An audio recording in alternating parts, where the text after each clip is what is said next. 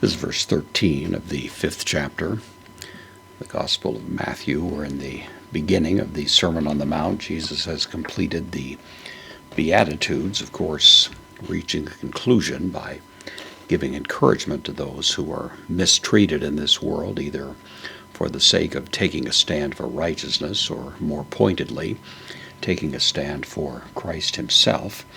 And it does seem to be in that connection that the thought proceeds now with verse 13, where we have humeis, added for emphasis, of course. So you, we can imagine with the emphasis on the you, plural, humeis, second person nominative pronoun, you, as opposed to others, is the sense. Esta, this is from ami, I am, second person plural. Present active indicative, you are, so rather emphatic throughout. To, the neuter article in the nominative. This is the predicate nominative that goes with esta, you are. To, the. Halos, word for salt in the nominative here, you are the salt.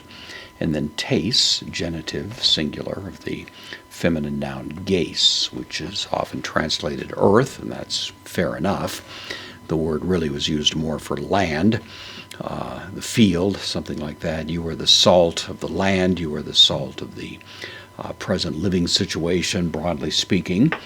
And, of course, the sense of it is that a little bit goes a long way. That's really the force of it. Some people muse over what does Jesus mean, the salty quality is in taste or the salty quality is in preservation. It really is somewhat beside the point. It's simply that the salt is an essential ingredient.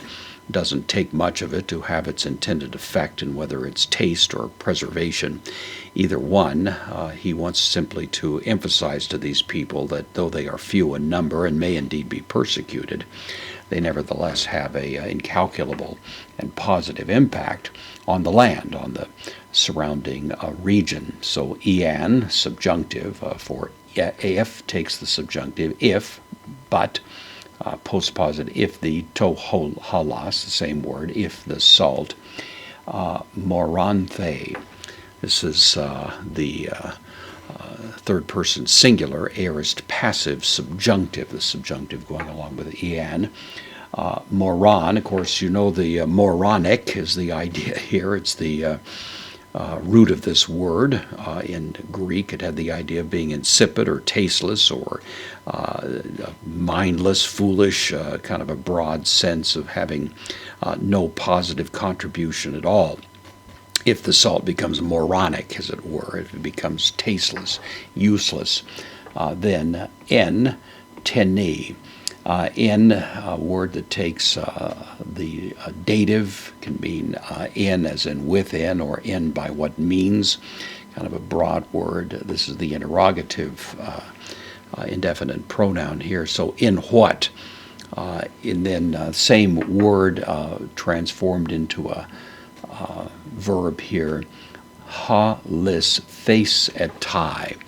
Halisthesetai, third person singular, future, passive, indicative. In what will it be salted? You could construe that to mean by what means will you salt the salt? Less likely, or simply into what are you going to apply it? What are you going to use to salt this salt that has become insipid and useless? It really has no good function. It's become worthless and useless, and so that's a question. Then ace preposition takes the accusative here, into nothing. And then esku a, this is from esku o, means I am able. This is the third person plural, or third person singular, present active indicative. It is not able, literally. So into nothing, it is able would be the notion. Yet, eti. And here it's going to mean yet as in the sense of from now on.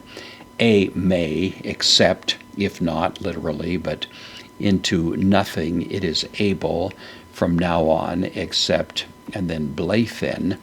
This is also a participle. It's the aorist passive participle. It's the neuter singular accusative. It's in the accusative because it's actually forming something, well, actually, forming something of the object of the preposition here. So into nothing and then into blethen is the idea.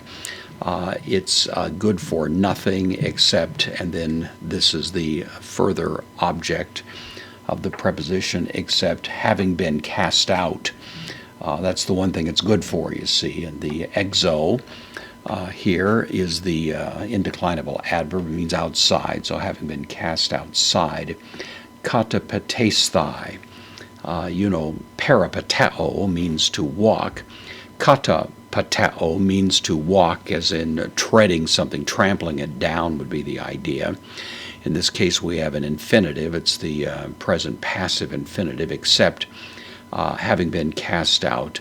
To be trampled down is the notion. Trampled in the infinitive, except to be trampled down. In the passive, because it's referring to the salt, it is being trampled down. Hupo, the preposition with the genitive by tone, the genitive plural masculine article with anthropon of men, except to be trampled down by men. That's the only thing it's good for. There was a view of salt in the ancient world that if it once got out there in the field, if it was mixed with the dirt or exposed to rain or sun, it rather lost its effectiveness. We have a little bit better understanding of the nature of salt these days, but in the ancient world that was the view of it. The salt could actually lose its salty effect, and at that point there's nothing much for it, no good for it, just to be cast out and discarded.